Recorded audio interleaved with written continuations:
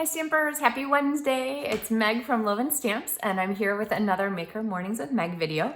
And I have shown you some things over the past few days, so featuring the Dandy Garden cards and envelopes, which have these fabulous pre-printed cards that are printed on the front and white on the inside, and then the coordinating envelopes, which are printed not only with a pretty design on the front, but also with the flap on the inside.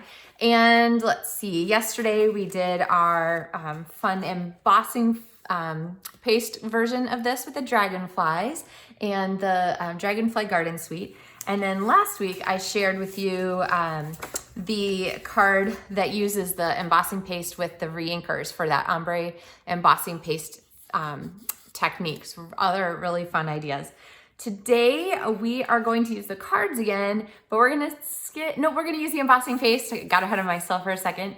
But I'm gonna bring in some elements from our butterflies too, instead of using the Dragonfly Garden stamps. So we're still gonna use the cards, but not the stamps. So we're gonna switch over just a little bit. All right, you guys ready to get stamping? Good morning. Okay, so I'm gonna flip you guys down here and get you set. All right, so we have, like I said, our cards and envelopes. And I decided to bring in the dandelion, the Dandy Garden Suite paper. So this is the designer series paper. It's a 6x6 paper and you get boku sheets in a package. 48 sheets of a whole bunch of different designs. So here's kind of a sampling of them. And these colors honestly didn't jump out at me when we had our demonstrator preview of these. We had it kind of in the winter time, and I just had a hard time getting on board with these colors. Oh, this is from another Dandelion Garden Suite. I'll try and put that link in the tutorial or in the video description so you can see that again. But anyway, I had a hard time getting on board with these in the winter time when we debuted them, but I am super into them now that we have some warm weather coming. And I was trying to decide what paper to use with our card here. So I tried a few of them on here. This felt really busy with the white and the inverse white in color. This one seemed okay. The green was all right. Again, a little bit busy with the white. I didn't like the color with the white design inverse here. That one was all right. So anyway, I kind of, when I am looking for something, I just flip through them. And this one is particularly not great together because there's no contrast between the two. So then I flipped them over to the back side to look for some more patterns. And I finally came up with this one, which I do like on here. So yes, there is a lot of color similarity between the two layers, but there's enough contrast with this being all dark and then this containing the white that I felt like they were a pretty good match together. So another nice thing about this, when I cut down my 6x6 paper, I cut this to 3 inches by 4 3/4 inches. And then you can of course get 2 of these cards from a sheet, and you get 20 of these cards and envelopes in a package. So, oh my goodness. Of course, someone always has to go out when I start recording, right? So anyway, we're gonna go ahead and use these together. And we are going to use our embossing paste to make a fun background. And the background that I wanted to use though was a little bit different. I wanted a texture, and I've been talking about the texture look from the butterfly dies, the Brilliant Wings dies. So they're these pieces and these pieces and these background textures that I used. You can see really clearly here on that circle. I really like those. So I decided to go ahead and bring this in as our stamp and die set in place of the Garden Wishes that I've been using. So they're a really nice match too. It's a super detailed image. The subject matter is coordinated with the pieces and the nature look. And I also could bring in some color. So looking also at the Butterfly Bijou paper, which is kind of a Well Supplies last paper. So don't wait too long on this. And also Stamps in the Mail Club, you'll want to check out, or sorry, Stamp Club to Go, card kits to go from LovenStamps you're going to want to check out too. But one of the pages of paper in here is a die cut bowl to match with our big butterfly die like this. And so what I decided to do was pull in the yellow and orange because they are a nice match here. Now blue you could bring in. Honestly though, I think if I was gonna do blue, I might try to coordinate with one of these other papers.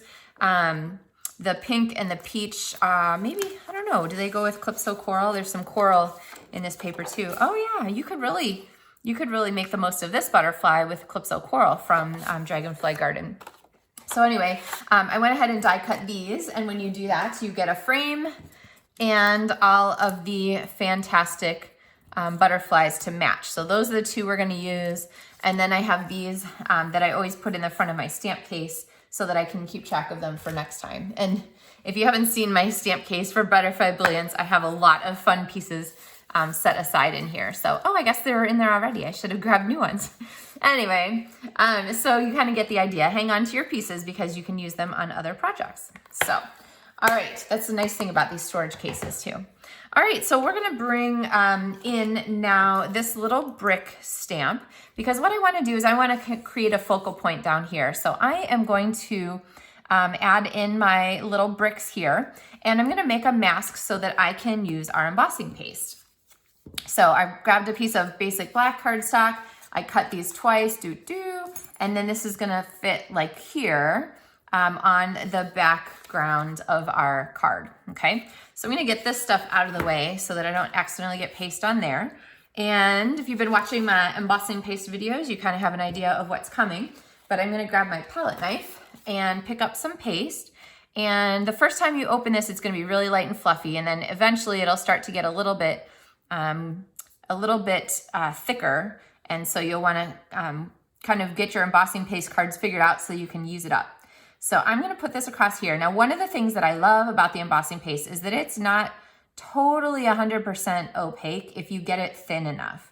And so you can get this really thinned out so that you get a card effect that has a little bit of shadow color coming through it. So I'm just gonna keep pressing this down until I get an even coat, and then I'm gonna take one more run across it, there we go, to see if I can get some of that extra to come off.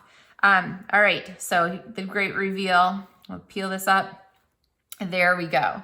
So I'm gonna set that aside, and actually I'm going to clean off my palette knife really quickly because the palette knife needs to be cleaned immediately or you'll have a really hard time getting that putty off of it, that embossing paste. Okay, and now you can see too what I'm talking about, where I've got this nice and thin, I have my paper background showing through a little more. So close your paste up right away, keep it safe for the next time.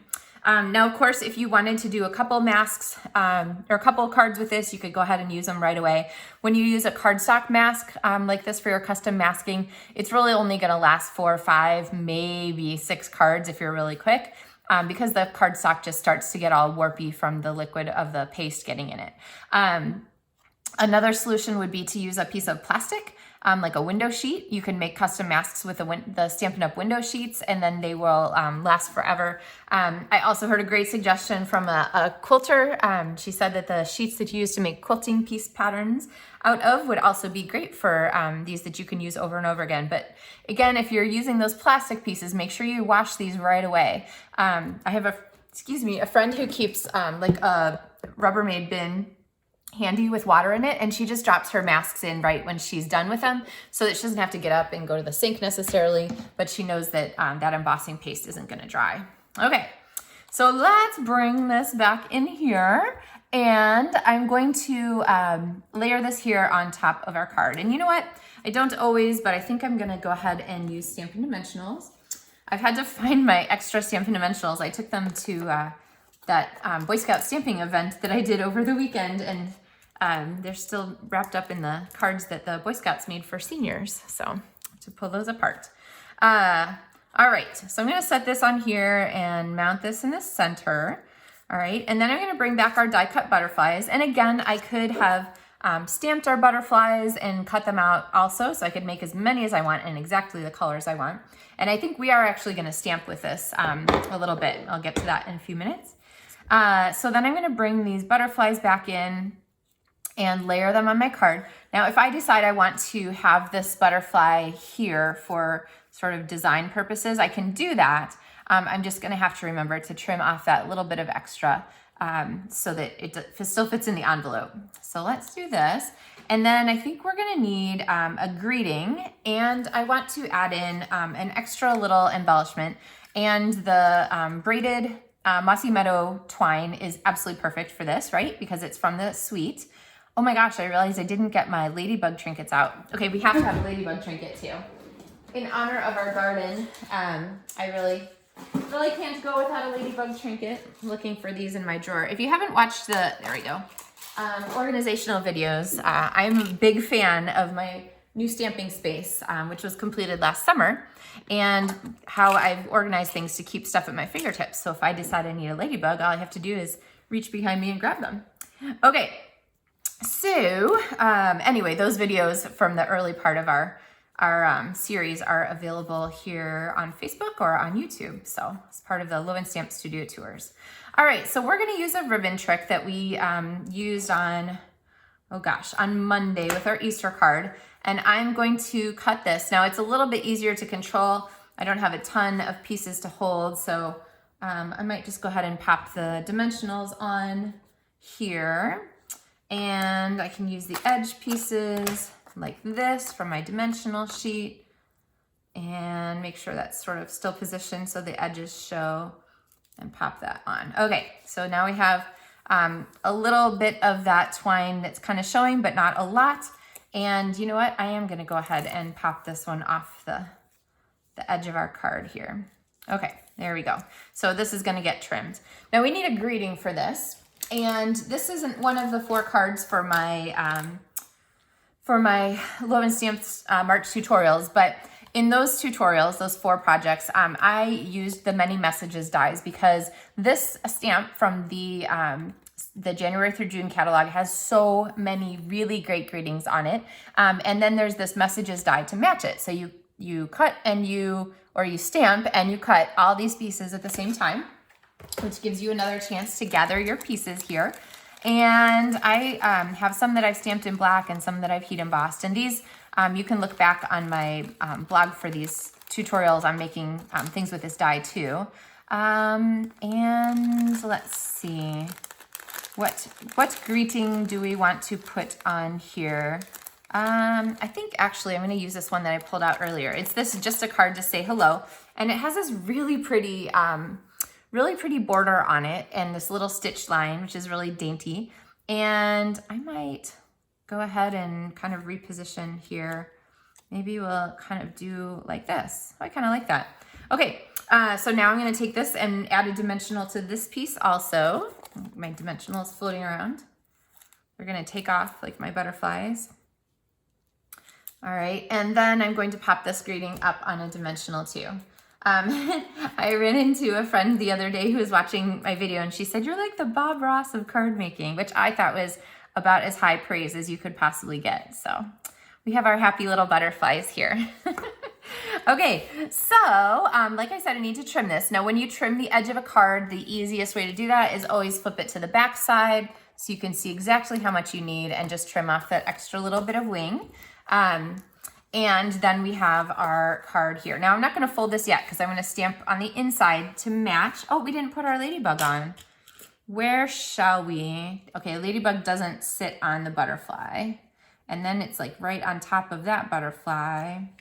Oh, I think I like it right there. There's a little accent. And you're gonna want to use mini glue dots to stick those down. And let's see, I'm gonna go pop this on here. I've heard that our new mini glue dots are on the opposite side of the paper. So if you have the new mini glue dots, I'm sure you've noticed that.